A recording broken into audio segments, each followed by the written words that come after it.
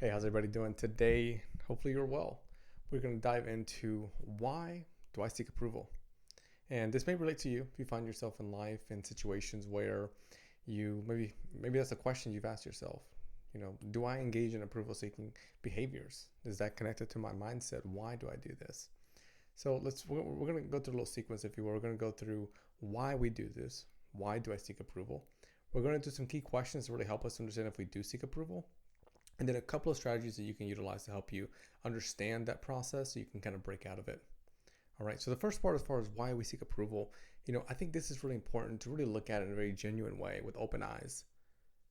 When we do something good, right? If we get a good grade on a test, we show parents, and we want that recognition, right? We almost want that approval, if you will. People can use different words there, like validation, recognition, but to an extent, we want some sort of approval. Like, I approve of that. Good job. You're doing wonderful. So then we feel good.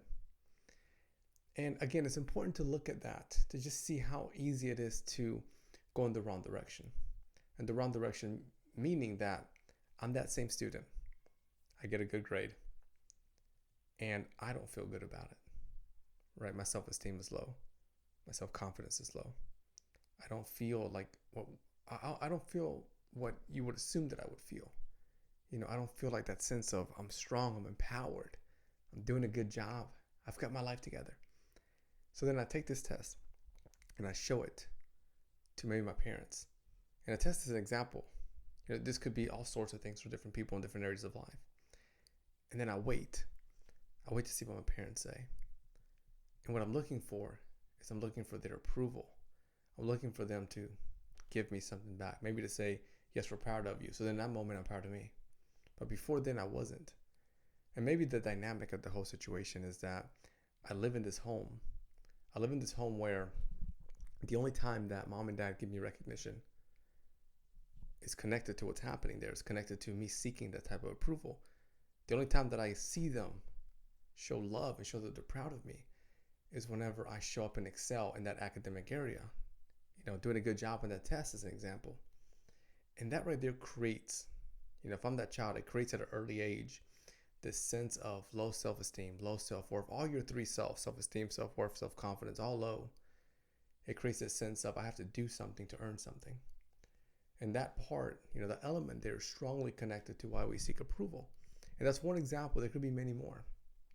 Common ones that we see could be that we have a hard time saying no, because if we say no, we're going to receive something from them that we don't want to receive.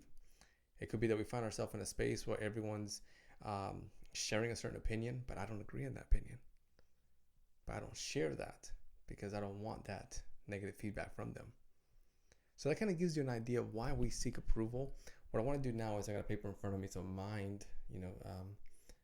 be mindful of that as far as like why I'm looking over here, if you will. These are the questions that I want you to kind of think about that connect to, see my beard is getting all up in here, that connect to seeking approval. The first question is, are you able to set and stick to your boundaries? If the answer is no, then it's a good time for us to look at, do I engage in approval seeking behaviors? And more than likely, yes. If we are not able to stick and set to a boundary, a boundary could be that I'm going to say no to people if I don't want to do certain things. And if I can't stick to that, then it may mean that I say yes because I want to seek that approval, even if it comes at the cost of my self-worth. Next question I want you to look at is, when you make a decision, do you feel secure in your decision? Or do you have like this sense inside you of insecurity, of doubt, or of fear in connection to telling someone else? So an example of this could be that I'm grown, right? I'm an adult, and I'm about to buy a house. But I get this insecurity. I get this doubt and this fear. I need to go to my parents, make sure that they approve of it. Make sure to say, Juan, yeah, you can get that house. And then I feel better. And in that example, you're able to again see that all my three selves, my self-worth, my self-esteem, my beliefs, my viewpoint, my perspective, they're all down. And I only feel stability when I'm able to tell my parents and they're able to say, yes, I approve. Yes, you can do that. And then I'm able to say, okay, I can do it. And that's different than seeking love and seeking support or seeking advice, if you will, in a very non-judgmental way. I want to share with you, those are two questions there.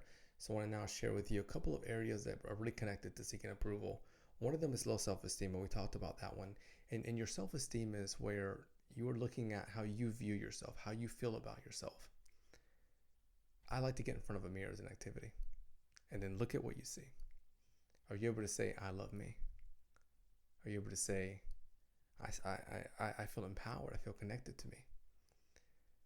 If you feel a struggle there, a couple of ideas to boost up that self-esteem include challenging your negative thoughts, practicing affirmations, creating positive relationships, really having people around you that hold you down, that believe and support you. Another key area is the last one before we hop off and we finish off with seeking approval. This one is where you agree with others, even if you don't believe in that agreement, because agreeing with them means that you'll receive their approval. Now, this is one where you find yourself in really sticky situations.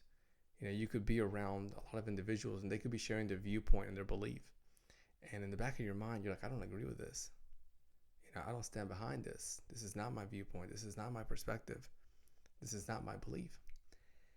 And you put all that to the side. You put all of you to the side. You put all of you to the side. And you do that at the cost of seeking their approval, at the cost of saying, yeah, I agree with you guys. I agree with this topic, with this belief, with this viewpoint, with this perspective. Because we want that approval, and that approval may make us feel a certain way that we're trying to feel. And then if we take a step back as we finish this video, I want to share something really important with you when it comes to seeking approval. One of the key elements of seeking approval is getting to this place where you trust yourself. Like getting out of that bubble, if you will, of seeking approval is trusting yourself. Like trusting your values, your identity, believing in yourself. Once we tap into that, once we really tap into that core area, we're able to stick to our boundaries. We're able to have a high self-esteem, a high self-worth, a high level of self-confidence. We're able to believe in our position. We're able to feel that what I have to say matters. My surrounding may not agree with that, but I agree with that because we trust ourselves. So I hope this video was helpful for you. If you have questions about seeking approval, shoot them in the comments. If you enjoyed this, hit me with a thumbs up. I always get on here to try to support individuals in all places of life. I enjoy being on here and connecting with you. I enjoy the topic of mental health. Outside of here, I'm a licensed clinician, showing up just like you, showing up in a space, and I appreciate that you allow me to show up here for you. As always, questions are welcome. Comments are welcome. All right, my friends, enjoy the rest of your day.